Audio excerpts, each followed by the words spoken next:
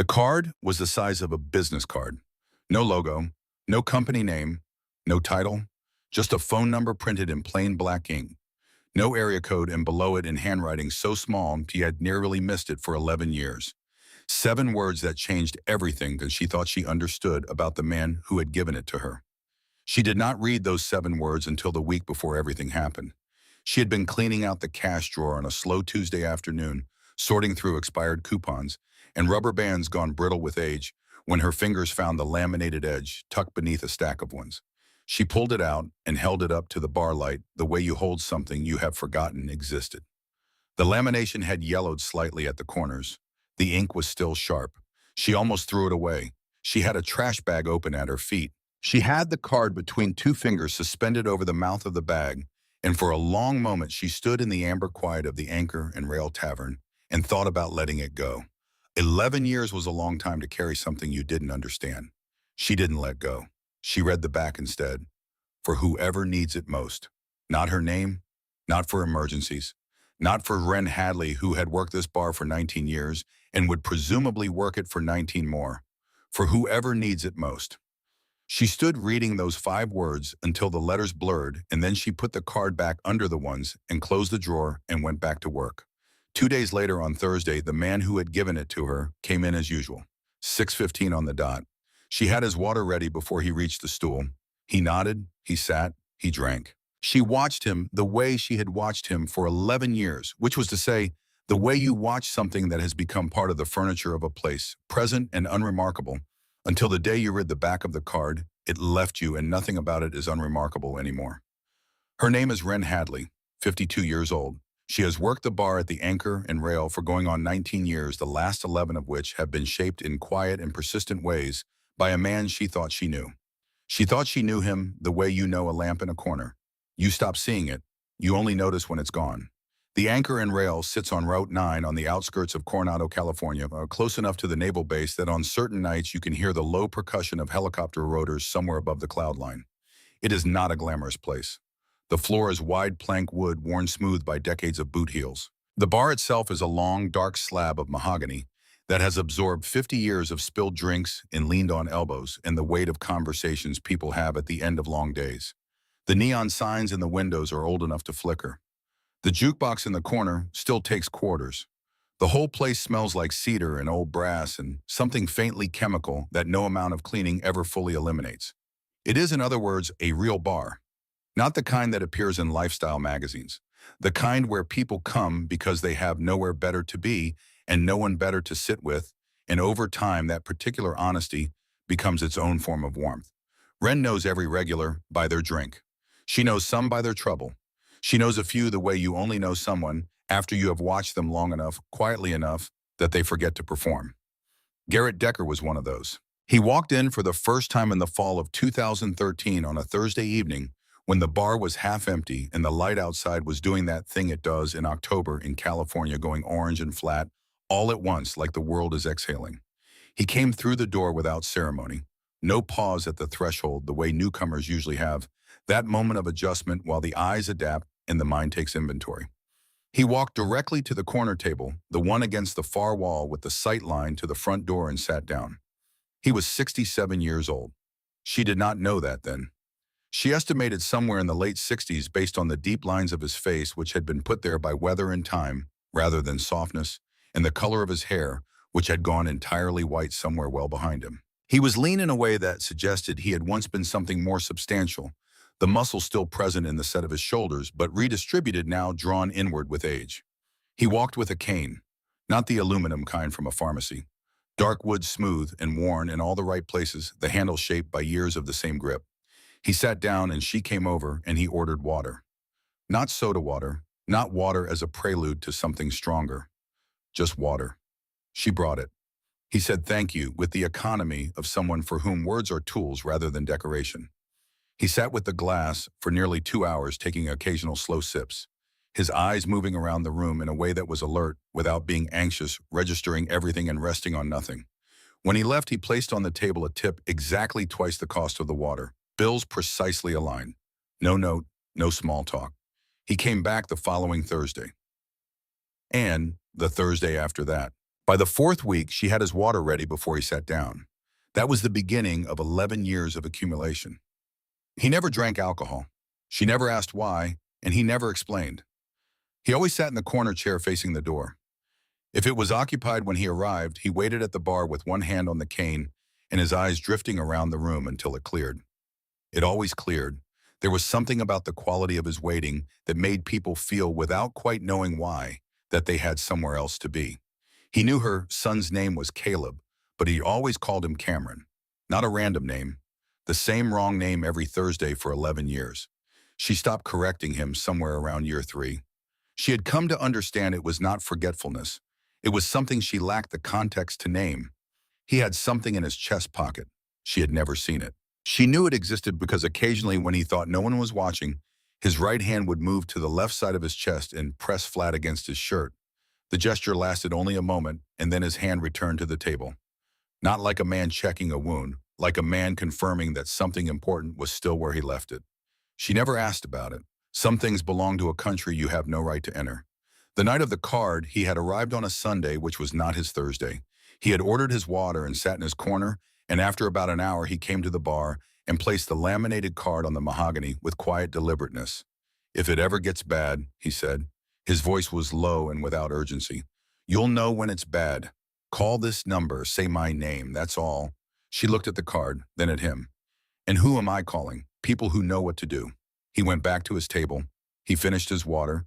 He left his usual tip and walked out. She tucked the card under the ones in the cash drawer and thought it was probably the gesture of a veteran with the ordinary low-grade paranoia of someone who has lived a hard life and carries the expectation of more hardness around him like a coat. She thought the number probably went to a veterans organization. She thought she would probably never use it. That was 2013. The card sat in the drawer. She forgot it sometimes. She found it sometimes. 3 times she thought about throwing it away, held it over the trash, and then didn't. No clear reason. Something in her hands that resisted.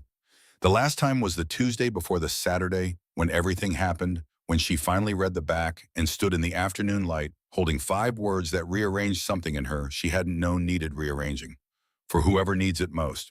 She put it back under the ones. That Saturday came in warm and thick, the way California evenings can be in late October when the Santa Anas haven't arrived yet, and the air still holds the last softness of summer. By 7, the anchor and rail was running at 2/3 capacity. The jukebox was working through something low and country. The conversations at the tables were ordinary, the regular current of shared time and small grievances that constitutes an evening in a place like this. Garrett was in his corner. He had arrived at 6:15 earlier than usual. Deep red flannel shirt buttoned to the collar sleeves rolled to the forearms. His cane leaned against the wall beside him. He looked, as he always looked, like a man who had arrived somewhere a long time ago and was waiting for something he had not specified. At 7:40, she heard them before she saw them. Motorcycles, not 1 or 2. More. The sound built steadily from the west, the way certain kinds of trouble build when they are still distant enough to seem theoretical, and then the engines were right outside and the window glass trembled in its frames, and then everything cut, and the silence left behind was somehow louder than the noise had been. The door opened. Iron Compass came in like they owned the floor. 9 of them. Black leather vests with a compass rose on the back, the needle pointing hard northwest, and below it, a bottom rocker that read California. They moved with the swagger of men who have organized their identities around being noticed loud, by design, taking up space as a matter of principle. At the front was Rex Caulfield, 44 years old, built like something assembled with intention rather than born. 6'2" north of 220, with a jaw that had been squared by genetics in a posture that had been hardened by something else. He wore a leather vest over a black shirt with the sleeves cut at the shoulders, and he moved through the room with the rolling gait of a man who has decided the ground belongs to him and is waiting for someone to argue. He scanned the bar the way men like him scan rooms, not looking for anything specific, just establishing that nothing in the room had existed before he chose to notice it. His eyes moved across the tables. They paused at Garrett's corner. The last of the group through the door was younger than the others. 23, lean, where Rex was broad, with the family echo of Rex's jaw set in a face that hadn't yet decided to close itself off. He wore a prospect patch on his vest, which meant he was new and still earning. He moved to the far end of the group's formation and sat without being directed. His eyes were already moving around the room in a careful, searching way that didn't match the performance the others were putting on. His eyes found Garrett. They stayed there a beat longer than they should have. Then he looked away and said nothing.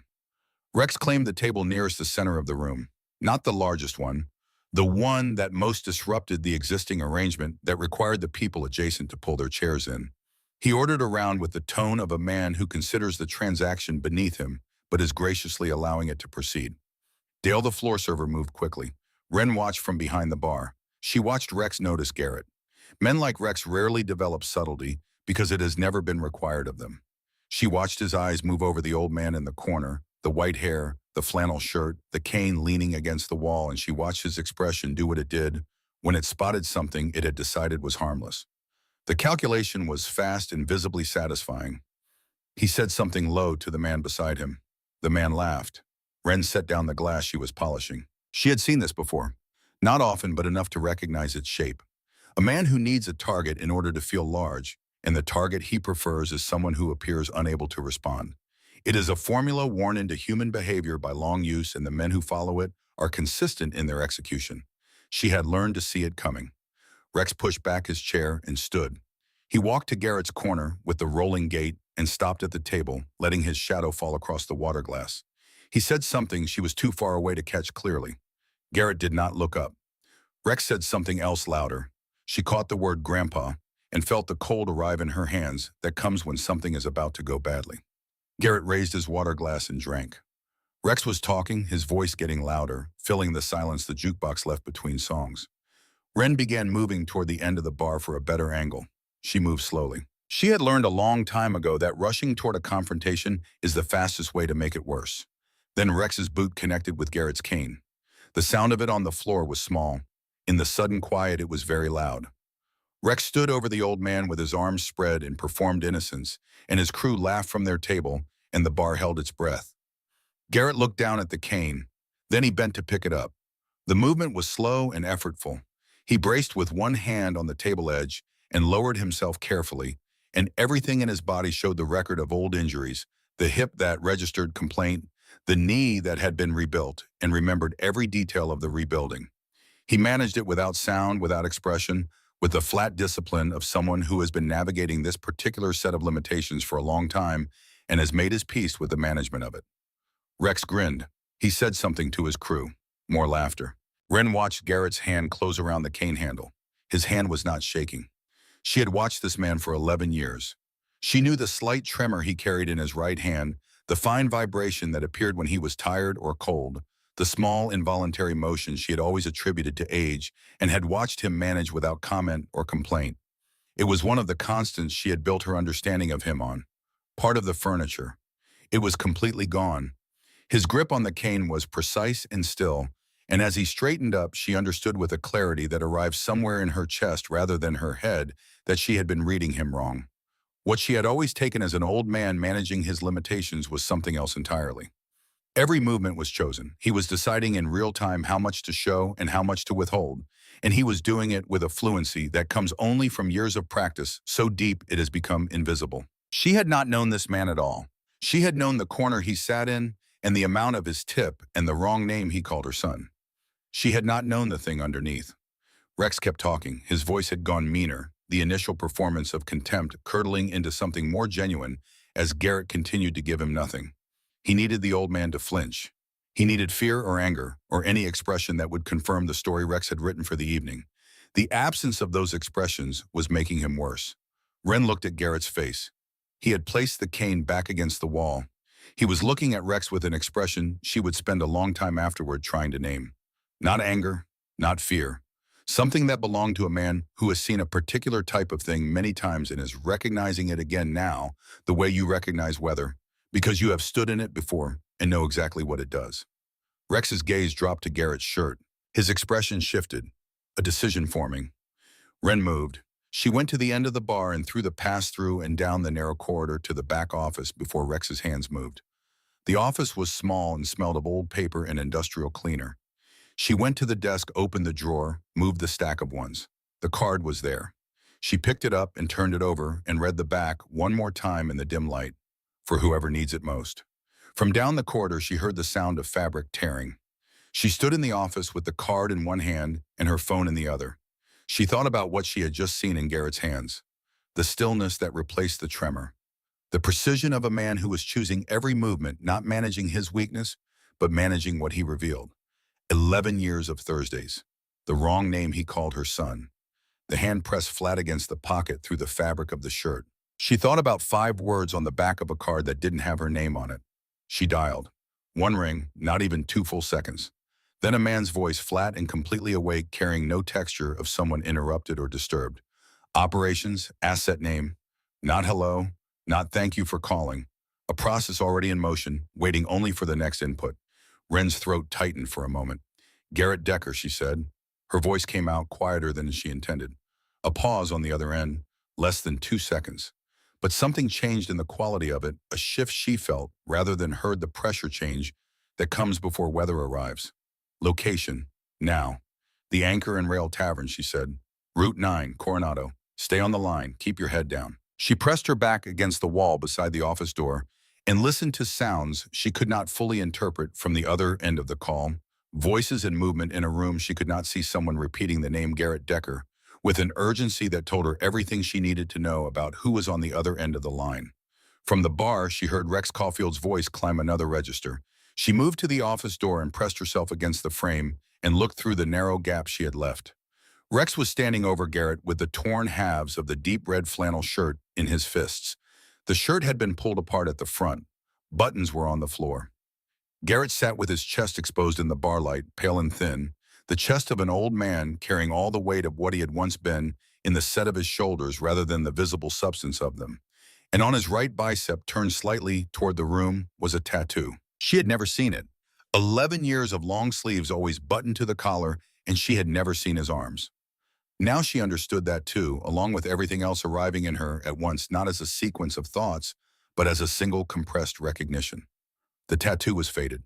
Decades had pulled at its edges and softened its colors the way time reaches for everything it can touch. An eagle with its wings spread, holding things in each talon she couldn't make out at this distance. The image communicated authority without her knowing its specific meaning, the way certain symbols do, the way you recognize that something carries weight even before you understand what the weight is. Rex was looking at it with the expression of a man confronting information that doesn't fit the evening he had planned. He said something dismissive. He poked the tattoo with one finger. Wren looked past him to the far wall. The young one, Cade, had moved. He was no longer with the group. He stood near the jukebox, back against the wall, arms at his sides, and his face had gone very quiet in a way that faces go when someone is processing something that requires everything they have. He was looking at the tattoo on Garrett's arm with an expression she would later call recognition. The specific look of someone who has been told about something their whole life and is now seeing it in the physical world for the first time. She watched him take one slow breath. He pushed off the wall and moved to a position slightly apart from the iron compass table. Not with the group, not facing away from them either. Positioned at an angle like a man standing at the edge of a decision he hasn't finished making. Nobody was watching Cade. Wren was watching Cade. Rex grabbed Garrett by the arm. The old man rose from the chair with Rex's hand on him and moved in the direction he was being pulled without resistance, and the quality of that non-resistance was the thing she would carry longest. He didn't go limp. He didn't fight. He moved with the man's grip, the way water moves around a stone shaped by the contact, but not defeated by it. He left his cane leaning against the wall. He didn't reach for it, didn't look back at it. Without the cane, he moved differently. Not worse. Different. Something in the way he carried himself, once the cane was behind him, reminded her of a man setting aside a prop he no longer needed for the scene he was in. Rex was walking him toward the front door. The Iron Compass members rose from the table and formed a loose rearguard. The door swung open and the October air came through, and the two halves of the red flannel shirt moved in the draft. They were almost through the door. Garrett turned his head, just his head. His body was still moving in the direction Rex was taking it. But his head turned slowly, and his pale eyes found the back of the bar through the narrow, bright gap of the corridor door, and he looked directly at where Wren was standing. She was certain she couldn't be seen. The corridor was dark. The door was barely open. She was pressed against the wall to the side of it. He looked directly at her. His eyes were quiet, and they held nothing that resembled a request. No fear, no distress, no signaling of a man who needs someone to act. What they held was the expression of someone whose preparation has just been confirmed, the private satisfaction of being right about something that mattered. He was not looking at her for help. He was looking at her the way you look at someone who did exactly what you knew they would do. Then the door swung shut, and he was gone. Wren stood in the dark corridor with the phone at her ear. She understood, in the space of about 5 seconds, everything she had failed to understand for 11 years. He had not given her the card to protect himself. He had lived through things that made Rex Caulfield look like weather-inconvenient brief, ultimately survivable. He wasn't afraid of the man. He wasn't afraid of what was happening in the parking lot. He had sat in that corner chair for 11 years and watched the door because watching doors was what he did, the deep-grooved habit of a life that had required it. He had given her the card because he had watched her for 11 years and understood something about her that she had not articulated about herself. That she saw the shape of things before they finished forming. That she was the kind of person who notices a man's hands stop trembling at the exact moment it matters. That when things went wrong around her, she did not look away. He had given her something to do with that, not for her name, for whoever needed it most. She let the tears come because fighting them would have cost more than it was worth. The voice on the phone said, "We have your location. Stay where you are." She stayed. What she heard next, she felt as much as heard. A low rhythmic percussion building from the direction of Route 9, the synchronized approach of multiple high-performance engines at speed, and then they were in the parking lot, and they cut simultaneously, and the silence they left was full and organized, and not at all like the silence before they arrived. Then Rex's voice from outside mid-sentence stopped. She came out of the office. Through the corridor, through the pass-through, she came to stand behind the bar and looked at the front door with everyone else in the room who was doing the same thing. The door opened. Light came through first, not the rotating red and blue of police. Cold white light from multiple sources, steady and powerful, aimed at the front of the building with the precision of something arranged rather than accidental. Then the men came through. 12 of them, and they moved with a completeness of purpose that made every other movement in the room seem approximate by comparison. Navy blue operational uniforms. Boots set close. Gear carried tight to the body. They spread through the bar in seconds, covering the space with a geometry that accounted for every exit and every table. And the Iron Compass members, who were still inside, went very still, their hands quiet, their mouths closed. The last man through the door came straight in and stopped just inside the threshold. He was tall and lean, and he carried authority the way certain structures carry their own weight, not as display, but as consequence. Commander Voss. She would learn the name later. In the moment, she knew only that he was the one who had decided everything the others were doing, and that he was not here for the Iron Compass. His eyes swept the room and found what they were looking for. Through the still open front door in the cold white light of the parking lot, she could see Garrett standing a few feet from Rex with the torn flannel shirt open and his posture unchanged. 2 of the men in navy blue were positioned at Rex's flanks at a distance that was not threatening and was not casual. Rex had both hands at his sides and had gone very still. Voss walked through the bar and through the door and into the parking lot. Wren followed without deciding to. She came around the bar and walked to the door and stood in it. 3 black SUVs in a precise semicircle blocking every exit. Their headlights were the source of the white light. Several of the 12 were outside, covering the motorcycles, covering the lanes, holding the space with the same unspoken completeness as the ones inside. Voss crossed the parking lot to where Garrett stood. He stopped in front of him. He brought his heels together. One sharp sound on the asphalt. His back straightened with a precision that was not habit but intention. He raised his hand to his brow. The salute was exact and unhurried and completely serious. Master Chief Decker, his voice was clear in the open air. Commander Voss, we received a call. Are you all right, sir? Not a question. A report delivered to a superior. Something moved through Garrett's pale eyes, quick and private there, and gone before she could name it. He raised his hand in return salute. Slow, deliberate. The salute of a man who has performed this gesture 10,000 times and is performing it this final time with the same standard he applied to the first. I'm fine, Commander. Just a misunderstanding.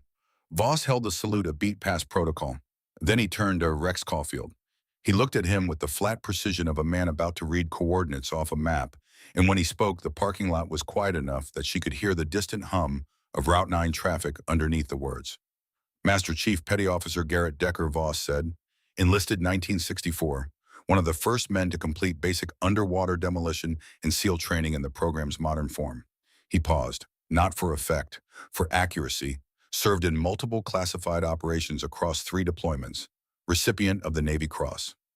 Rex was not moving. For actions in a classified engagement in 1969, Voss continued, during which, after sustaining a catastrophic wound to his right leg that would later result in amputation below the knee, he maintained a defensive position under sustained enemy fire for over 40 minutes, preserving the lives of 3 wounded teammates who could not move under their own power.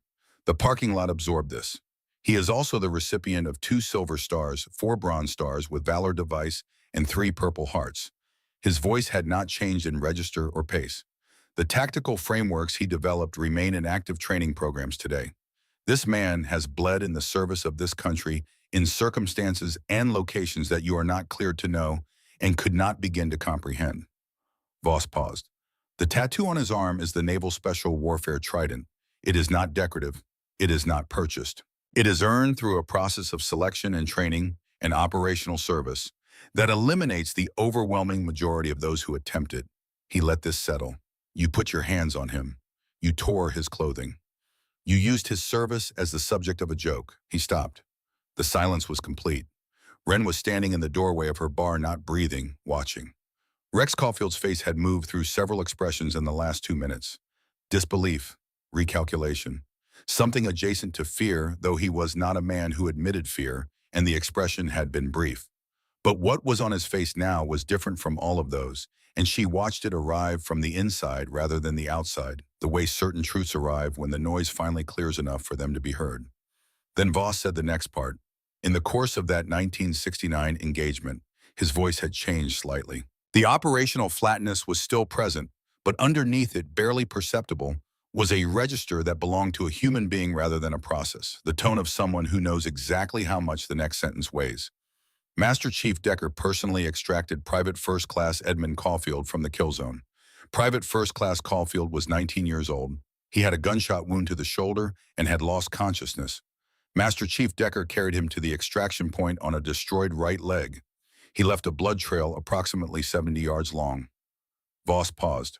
Private First Class Caulfield went home. Rex Caulfield did not move.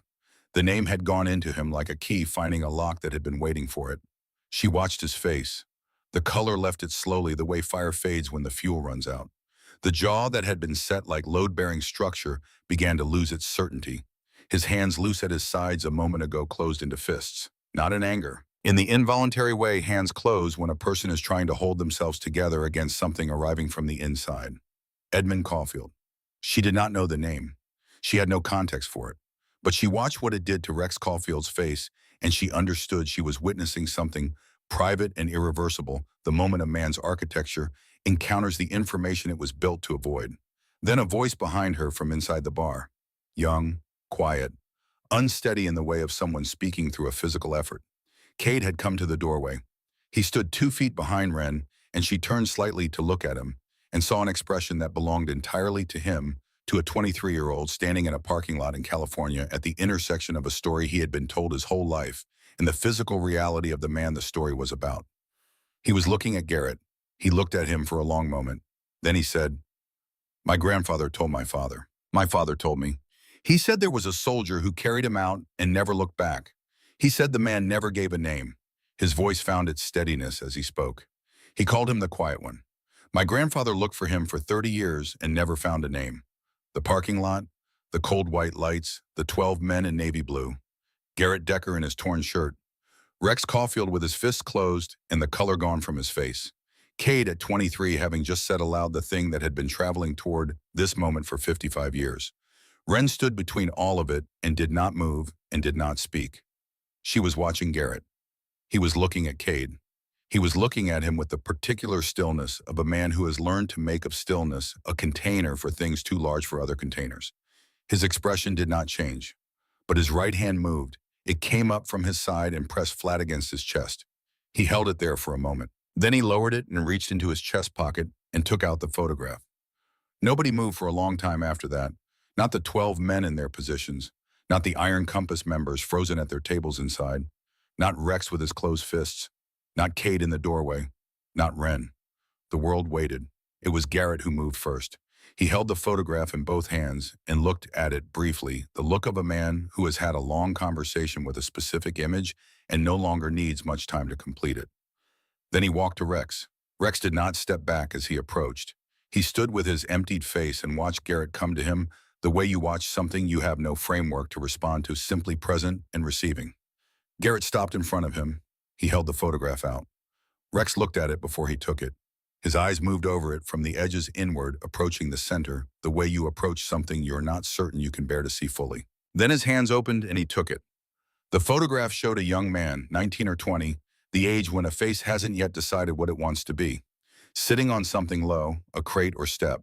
His right arm in a sling, the white of the bandage bright against dark fabric.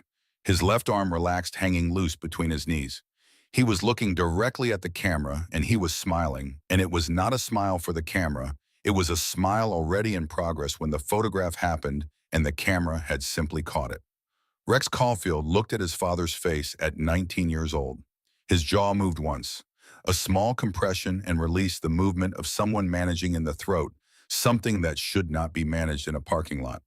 Garrett waited without impatience, without performance, without any gesture toward the generosity of what he was offering. He simply stood in his torn shirt, in the white light, and gave Rex the time the moment required. Rex turned the photograph over. The handwriting on the back was small, and even the ink faded to the color of old rust. She could not read it from where she stood, but she had heard it already in Voss's flat operational voice inside the bar. Eddie made it. That's the only medal that matters. She watched Rex read those words. She watched what reading them did to him. There is a grief that looks like anger from the outside. There is an anger that looks like grief.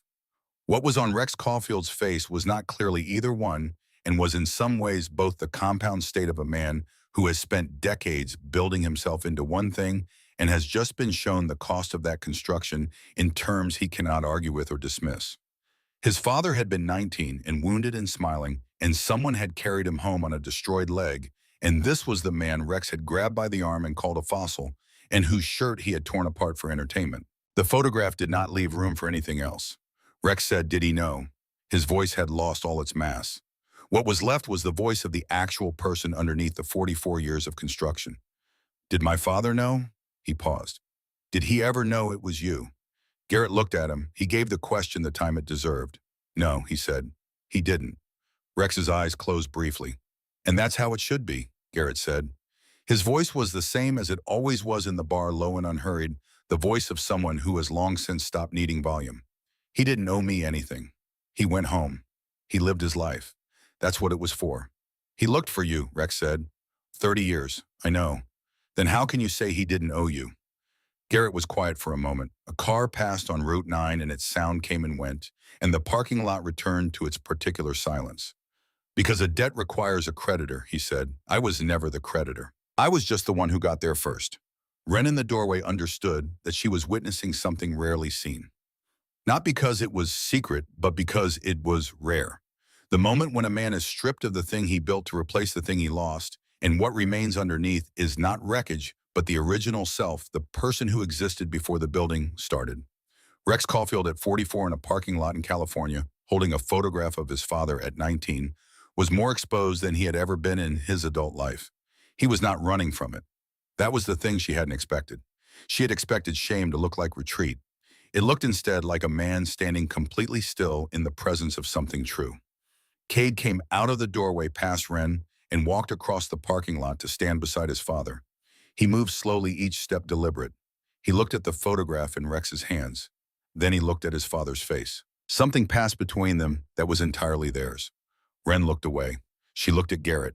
He was watching Cade and Rex with the expression she had seen in his eyes through the office door, the look of a man whose preparation has produced the outcome he intended, quiet and without ceremony, requiring no witness. His hand was at his side. Voss stepped back several feet, clasping his hands behind him. He was watching the perimeter rather than the conversation. The 12 men in their positions were watching everything except the exchange between Garrett and Rex. This was their particular form of respect, and it was very deliberate. The sound of sirens arrived from the west, 2 frequencies, then 3, the specific wavering pitch of county patrol cars growing closer at the rate of something that knows its destination. Dale had slipped out the back during the initial confrontation, she would learn later, and called from the parking lot behind the building. Dale was not a complicated man, but he had the good instinct of someone who has worked service for 20 years, which is that when things go sideways, you get out and you call and you document. The sirens got closer. Voss spoke without turning his head. Iron Compass stays put. My people will coordinate with responding officers. Nobody moves without direction. Nobody moved. Two patrol cars, then a third, came east on Route 9 with their lights rotating in the cool air. The officers who stepped out encountered the scene at the edge of the lot and took a moment to process what they were looking at. 3 federal SUVs, 12 men in operational uniforms, 9 bikers at various stages of stillness, an old man in a torn shirt, a bartender in the doorway. A sergeant walked to Voss. Their exchange was brief and low. Voss passed him a card. The sergeant examined it carefully, looked up at Voss, examined it again, and nodded. He went back to his officers, and they spread along the perimeter with the bearing of people who have been told they are present but not in charge and have accepted this with professionalism. What followed was not dramatic. After everything that had happened inside and in the parking lot, after the torn shirt and the tattoo and the name Edmund Caulfield landing like a stone through still water, the mechanics of consequence were ordinary. Statements taken, accounts aligned. Rex and the Iron Compass members were cuffed without resistance, the handcuffing businesslike, the officers moving through it efficiently. Rex looked at Garrett once before the patrol car door closed behind him. He did not say anything. Garrett looked back at him and gave a small nod. Not forgiveness, not yet, not in any formal accounting of it. An acknowledgement. The look that says, I see what just happened inside you, and I do not require anything further from you tonight. The door closed. The motorcycles were impounded, the members transported. The charges she would learn from a lawyer acquaintance later that week were more consequential than their names suggested. The Iron Compass National Chapter expelled the California chapter 7 days later in a statement of 3 sentences that avoided specifics with the care of something written by people who understood liability. Voss's men conducted witness statements inside with the same efficiency they brought to everything else. A young officer with close-cropped hair took Wren's account in less than 10 minutes, writing fast and precise shorthand. She told him about the card and the call. She told him about Garrett's hands when he picked up the cane. She told him about Cade moving to the wall when he saw the tattoo. Then he looked up and said, "Is there anything else, ma'am?" She thought about 11 years of Thursdays, the wrong name, the photograph she had never seen. She thought about how long she had watched this man and how little she had actually understood of what she was watching. "No," she said. "I think that's everything." He thanked her and moved to the next witness. Garrett was sitting at the bar. She had not seen him come inside. When she came in through the front door, he was already there at the bar rather than the corner table, the first time in 11 years she had seen him sit anywhere else. His torn shirt was still open. Someone had draped a navy blue jacket over his shoulders, sleeves hanging empty at his sides. He had his hands flat on the mahogany. His chest pocket was flat. She came around to the bar side and stood across from him. She got a glass, filled it with water, set it in front of him without speaking. He picked it up and drank, and she refilled it, and they held that silence while the bar exhaled around them. The Iron Compass table stood empty, glasses still on it, chairs at the angles left by people who departed in a hurry. The jukebox had come back at some point, cycling through something with a steel guitar and a voice that had seen better decades and had made its peace with that. "You were going to throw it away," Garrett said. She looked at him. "The card.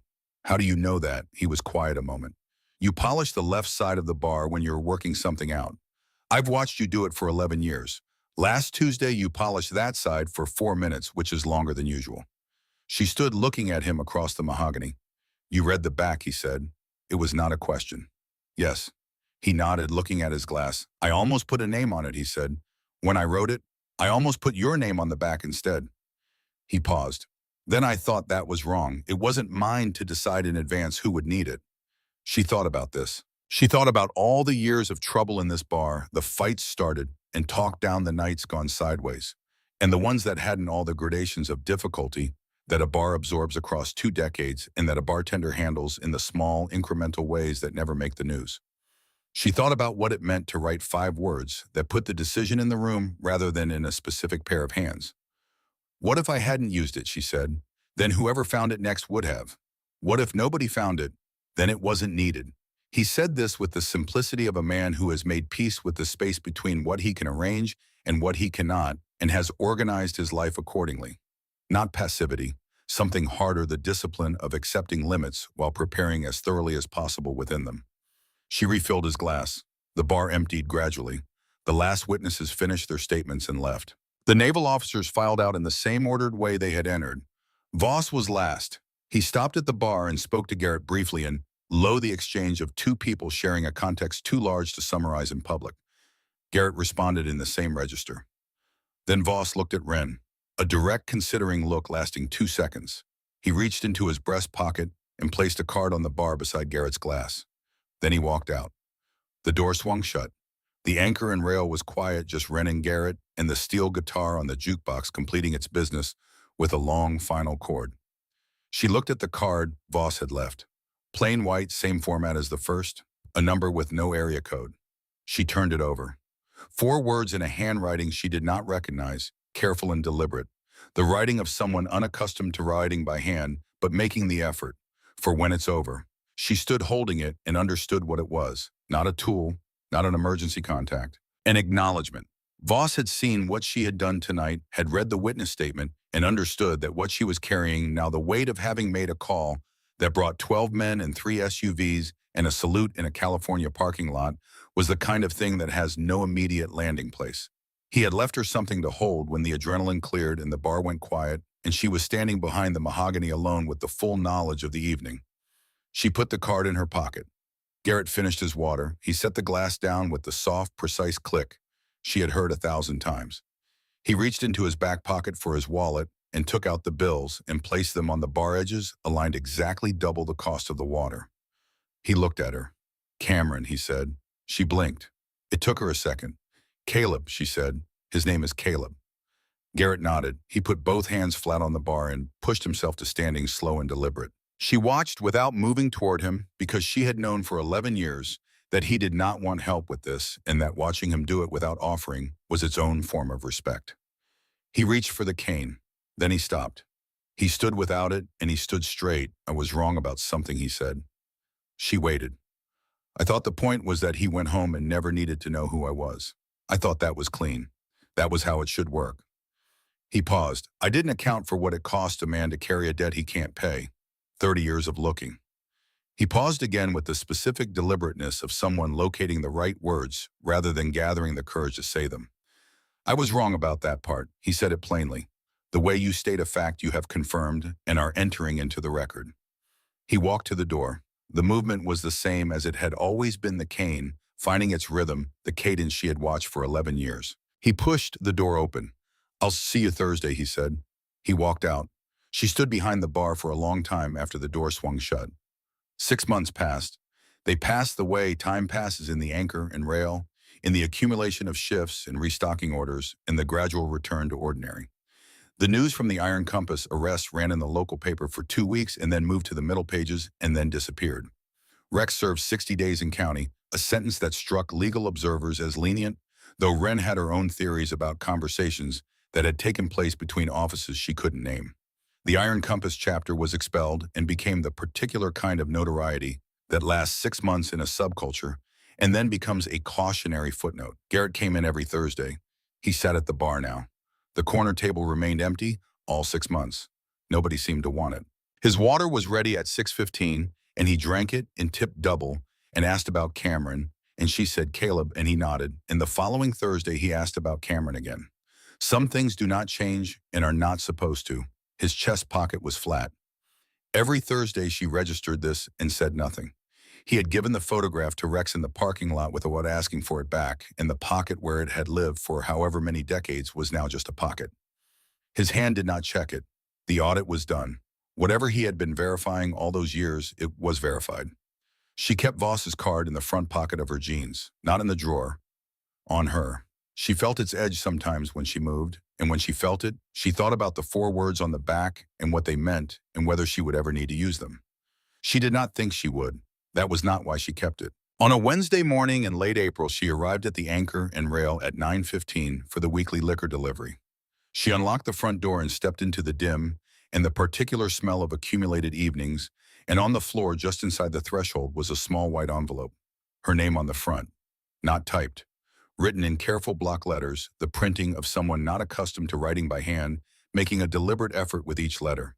She opened it at the bar. Inside was a photograph in a simple dark frame, the kind sold at hardware stores. Nothing expensive. The choice of someone who understood the gesture and not the presentation. She recognized the photograph before she fully understood that she was recognizing it. She had never actually seen it, But she knew it the way you know the shape of something that has been described to you so many times it has built itself in your imagination. Eddie Caulfield at 19, sitting on a crate or a step. Right arm in a sling, the white of the bandage bright, left hand loose between his knees, looking directly at the camera with a smile that was already there before the photograph happened. It was a copy carefully made, the colors and the aged quality of the original, preserved as faithfully as home equipment allows. Below the photograph in the frame, a small piece of paper in the same block letters as the envelope. He found the name. It just took us longer than it should have. Cade Caulfield. She stood at the bar holding the frame for a long time. Then she walked behind it and looked at the surface in front of Garrett's stool. She set the frame down, centered it facing outward. Stepped back. Eddie Caulfield at 19 in his sling, and his smile on the bar of the Anchor and Rail Tavern on Route 9, in a place where his son had been arrested and his father's rescuer drank water every Thursday for 11 years. Thursday came. Garrett walked in at 6:15. She did not go for the glass. She stood behind the bar and watched him come through the door and walk toward his stool, and she watched the exact moment he saw the photograph. He stopped. Not the gradual deceleration of a man who sees something unexpected and slows to process it. A full stop. The stop of someone caught genuinely unprepared, which she suspected was not something that happened to Garrett Decker with any frequency. He stood for a long moment looking at the frame. Then he walked the rest of the way to his stool and sat down. He looked at the photograph with the unhurried attention he gave everything important. She did not speak. She did not move. She stood at a respectful distance and let him have the arrival he had been traveling toward for a long time without rushing him through it. His right hand came up from his side. It moved to the photograph and pressed flat against the glass of the frame, gently, exactly as it had pressed against his chest for so many years. The same gesture, the same pressure, the habit of a lifetime finding its new object, something that now lived outside the pocket rather than inside it, something that could be seen. He held it there for a moment. Then he lowered his hand to the bar. He looked at her. She got the glass, filled it, set it in front of him. He picked it up and drank. Outside on Route 9, a set of headlights swept across the front window and moved on. The jukebox found the end of one song, and the bar held its brief breath before the next one started. She picked up a glass and began polishing it. The glass in front of her. The one she could actually see. Some people would ask her later what it felt like making the call. They wanted to know if she had felt brave or afraid or certain. She would tell them she had not felt any of those things in particular. What she had felt was the feeling of finally understanding what something is for after a long time of not knowing. It is not a dramatic feeling. It does not announce itself. It arrives the way certain truths arrive quietly, with the texture of something settling into the position it was always meant to occupy. She had watched Garrett Decker for 11 years and built an understanding of him from the outside of things. The corner he sat in, the water he drank, the wrong name he called her son, the tremor in his hand that was not a tremor, the photograph he pressed against without showing. She had assembled all of it into a picture she thought was accurate, and the picture had been made entirely of facts and had been entirely wrong about what those facts meant. The card had not been for her. It had not been for any specific person. He had written 5 words that left the decision in the room and walked away from it, trusting that the room would produce the right person when the moment came. He had done this because he understood something about the kind of place the Anchor and Rail was, and the kind of people who worked in it, and the kind of trouble that eventually found its way through the door of any bar that has been open long enough. He had trusted the room. The room had produced Ren Hadley, who had almost thrown the card away 3 times in 11 years, and had not, who had watched a man's hand stop trembling at exactly the moment it mattered, and had known what the stillness meant before she could name it, who had stood in a dark corridor with her back against the wall and made a phone call that she had been carrying, in some sense, since the Sunday night in 2013, when a stranger in a corner ordered water and tipped double and left a laminated card under the stack of ones before he walked out. She would not call herself brave. She had simply been the person the room needed. Outside, Route 9 carried its Saturday night traffic west toward the base and east toward wherever the night was going. The October air had finally turned the Santa Anas arriving in their own time, as they always did, dry and warm, and slightly electric, the wind that California sends when it wants to remind you that it is paying attention. Garrett Decker sat at the bar and held his water glass and looked at his father's radio man at 19 years old, smiling in a frame on the mahogany found after 55 years, returned by the grandson of the man who had never stopped looking. The jukebox found its song. The anchor and rail settled back into itself. The evening continued.